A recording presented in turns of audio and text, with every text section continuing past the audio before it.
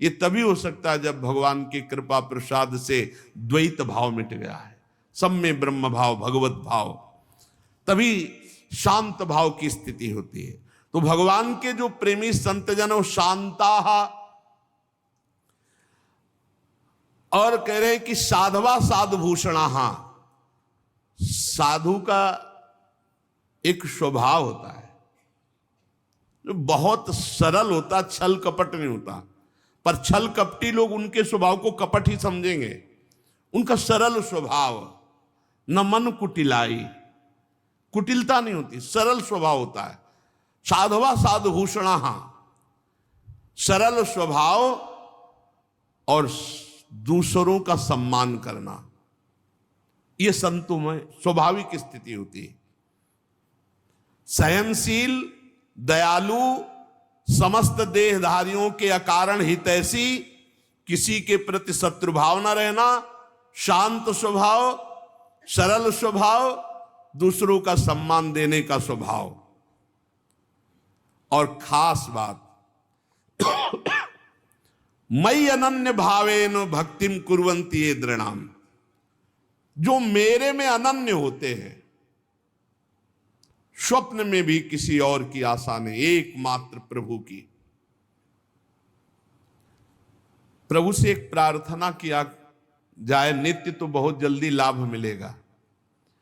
हे प्रभु, मन वचन कर्म से मैं आपका सेवक हूं, अब मेरे मन और इंद्रियां आपके विपरीत जा रहे हैं, तो नाथ आप हमें ऐसी सामर्थ्य दो कि मेरा मन, मेरी इंद्रियां आपकी तरफ जाएं, आपके सिवा किसी की तरफ ना जाएं। प्रभु शरणागत रक्षक हो, आप हमारी रक्षा करो। हमारी इंद्रियां, हमारे मन गलत मार्ग में जा रहे हैं, नाथ कहीं अविश्वास ना पैदा हो जाए, इनके द्वारा रचे हुए षड्यंत्र में कहीं मैं फंस न जाऊं। प्रभु कृपा करो। रोज 1-2 मिनट तो प्रार्थना करनी ही चाहिए।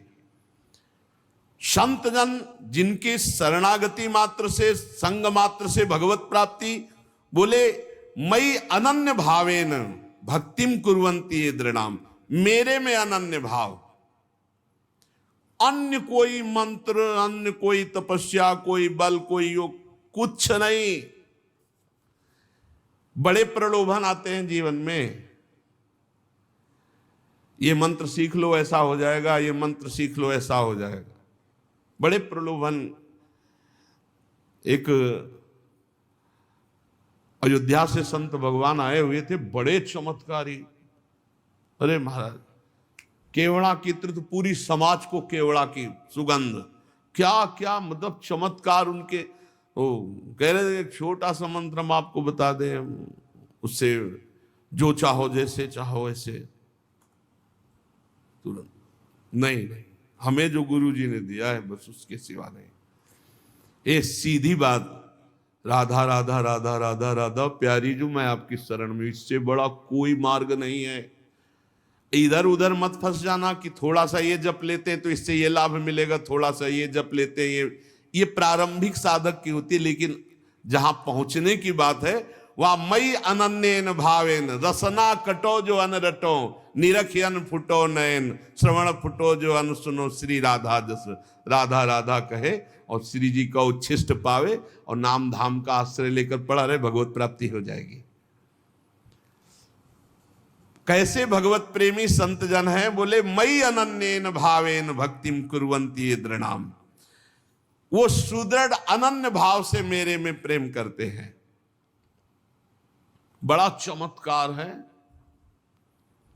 एक बार श्री ज्ञानदेव जी और श्री नामदेव जी ब्रज भ्रमण के लिए आए हुए थे, तो प्यास लगी, तो ज्ञानदेव जी तो महान योगी, सूक्ष्म रूप धारण किया और कुएं में जाके पानी पी के आ गए।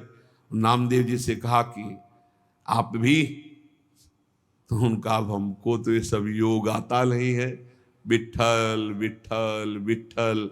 जैसे ही विठ्ठल विठ्ठल कहना शुरू किया, कुआं का पानी उठा और सामने से प्रवाहित हो गया। ऐसे कर तुम अकर तुम मन्य था कर तुम, भगवान के नाम में अपार सामर्थ्य है। बस अगर अनन्य भाव से प्रेम में डूबना है तो अन्य कोई मंत्र तंत्र कोई अन्य आश्रय अन्य बल बिल्कुल नहीं, बिल्कुल नहीं। भरोसो एक, आस एक, विश्वास एक, बहुत बढ़िया, बहुत शांति, बहुत जल्दी आनंद प्राप्त हो जाएगा। और मत कृते त्यक्त कर्माणस त्यक्त स्वजन बांधवाहा, बहुत सुंदर बात। मेरे लिए सारे कर्म त्याग, कर्म त्याग का मतलब होता है कर्म समर्पण।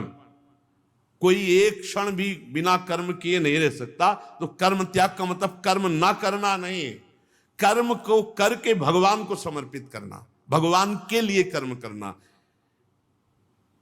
ये तो सर्वाणि कर्माणि मयि सन्न्यस्य मत्पराः, मेरे लिए सर्व कर्म।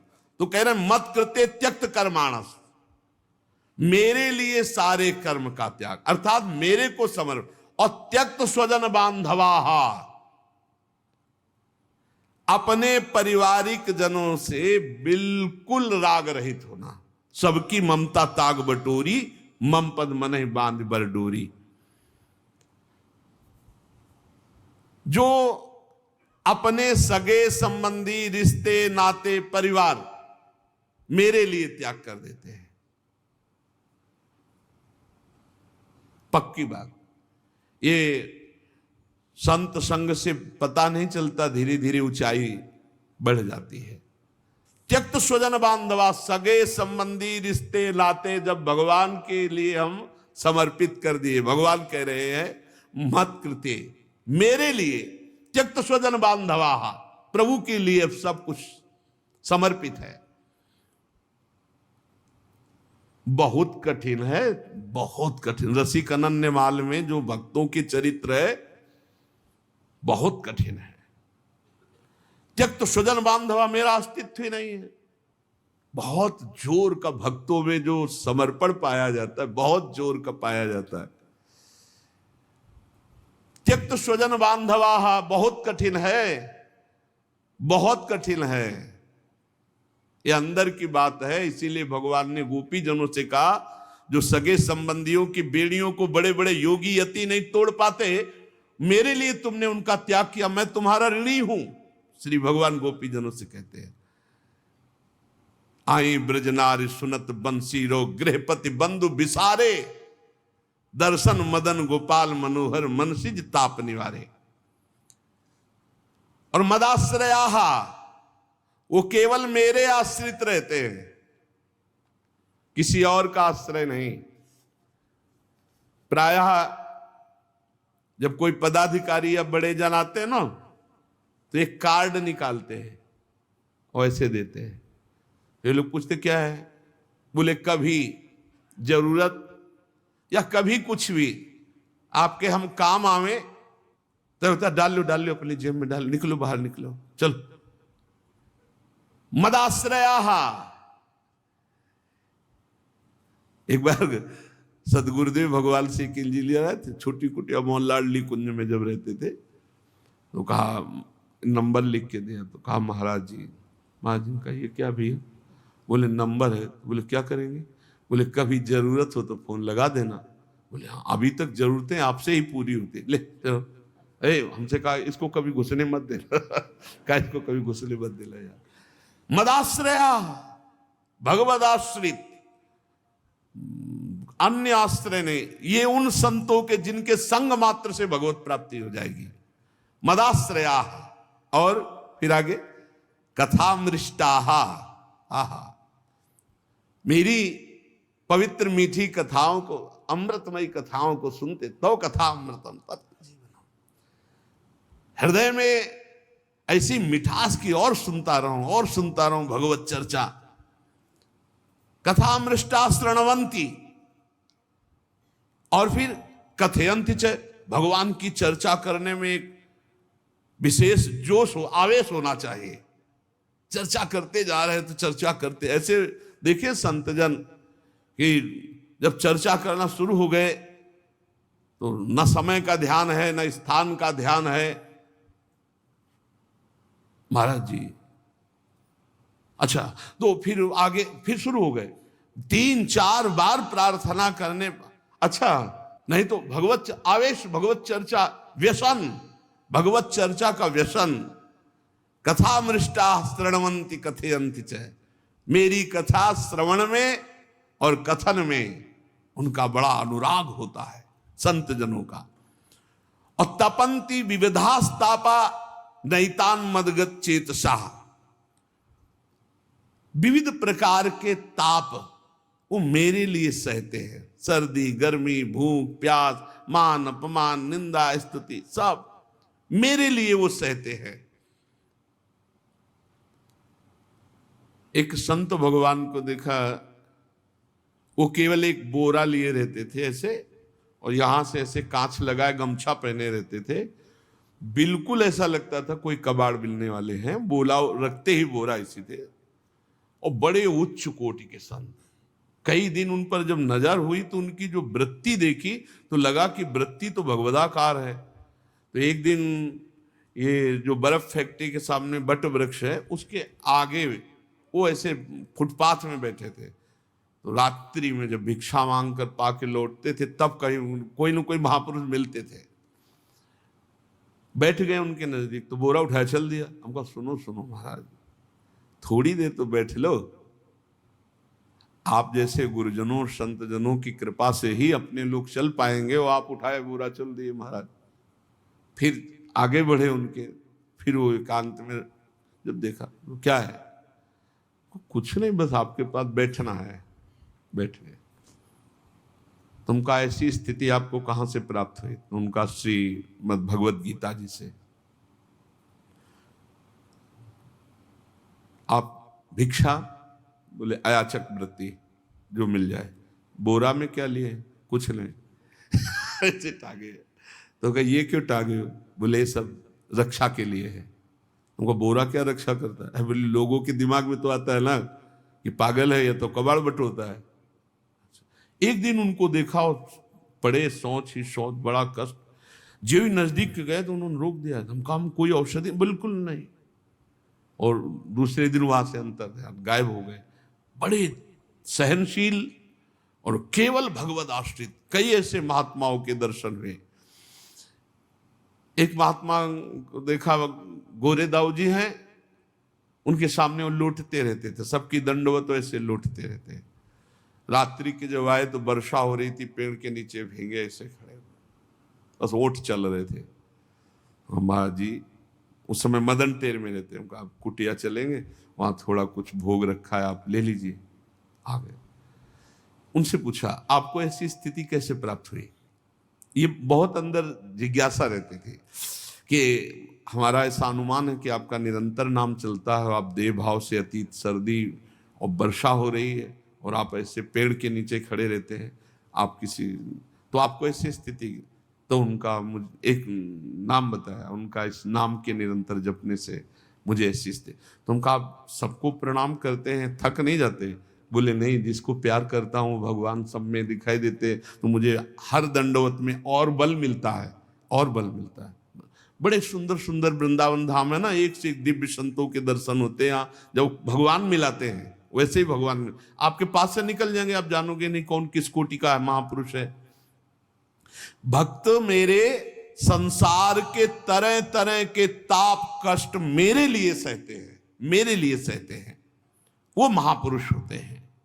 तुम्हें ऐसे ही संतों के संग करने का भाव रखना चाहिए, क्योंकि उनके संग से सब दोषों का नाश हो जाता है। कभी कभी ऐसा होता है कि तुम्हारे किसी महान दोष को नष्ट करने के लिए वो दोष की लीला करते हैं, लाओ ये खाया जाए, ये खाया जाए, और इतना आपको उस बात से घृणा हो जाएगी, वो ऐसे ढंग से अपनी वस्तु देते हैं कि समझ में नहीं आता है। बोले ऐसे ऐसे सर्वसंग परित्यागी महापुरुष होते हैं जो आसक्ति से उत्पन्न होने वाले सारे दोषों का ही हरण कर लेते हैं। सत्पुरुषों के समागम में सताम प्रसंगान मम वीर संविदो भवंति हृत्कर्ण रसायना कथा।